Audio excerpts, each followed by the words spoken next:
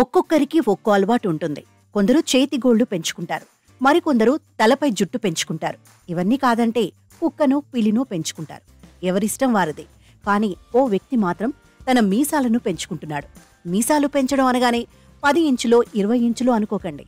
అతడి మీసాల పొడవు చూస్తే మీరు షాక్ అవడం ఖాయం. ఇంతకు ఎవరా వ్యక్తి? తాను ఎందుకో అంతలా తన మీసాలు పెంచుతున్నాడు? ఆ స్టోరీ ఏంటో చూసేద్దాం రండి.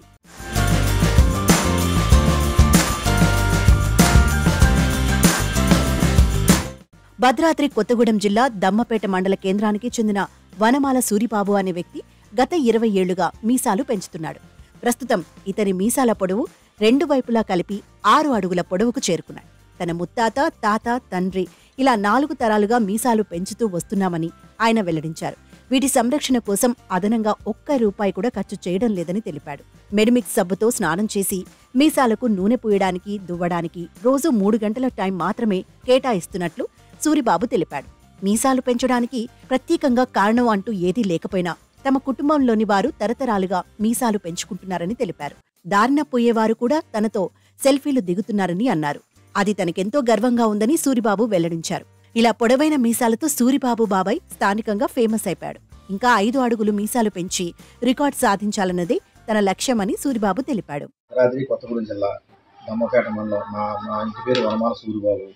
అయితే చాలా మందికి ఏంటంటే వనమాల సూరిబాబు మీసాల బాబాయ్ అంటే చాలా వరకు కలిసింది. మీసాల బాబాయ్ పెద్దలకి ఎవరో కొంతమందికి వనమాల సూరిబాబు అనే విషయం తెలుసు, చాలా మందికి మీసాల బాబాయ్ అన్న విషయమే తెలుసు. సరే, మా తాతల దగ్గర నుంచి కూడా కొంచెం మీసాలు పెంచే అలవాటు అనేది మా తాతల దగ్గర నుంచి ఉంది. అవి నేను చూసిన దగ్గర నుంచి నేను కూడా ఎందుకు పెంచబడుతుంది మీసాలు నేను కూడా కంటిన్యూ చేసుకుంటూ వస్తాను. ఒక్కసారి 6 అడుగులు పెంచి 6 అడుగులు చిల్లర పెంచేపాటికి యాగంగా తాళ్ళలో కింద పడిపోయేది. నుంచి తీస్తే కిందకి దిగిపోయేది, పావులా దిగిపోయి.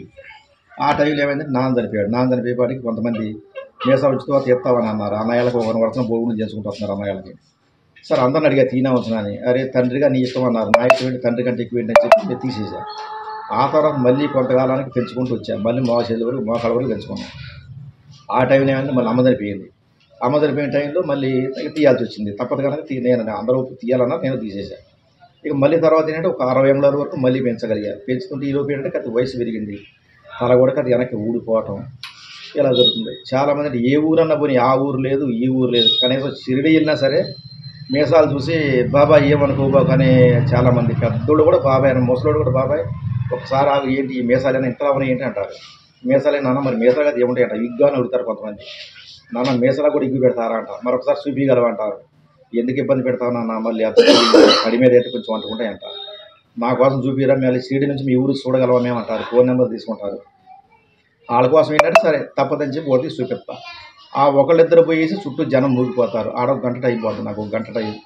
సర్లే వాళ్ళకి ఆనందం చూడటానికి, సరే నాకు ఆనందం, నా దగ్గర పోయి పెట్టుబడి ఏముంది మీసాలే కదా అని చెప్పి ప్రతి వాళ్ళకి చూపిస్తూ ఉంటా. చిన్నోడు లేదు పెద్దోడు లేదు, కనీసం నా చేలో పని చేయటానికి వచ్చినాడు కూడా ఇవాళ మీసాల బాబాయ్ చేలో పని ఎక్కువ వెళ్ళటానికి లేదని ఖచ్చితంగా కంటిన్యూ నాకేంటి పనికొస్తాను.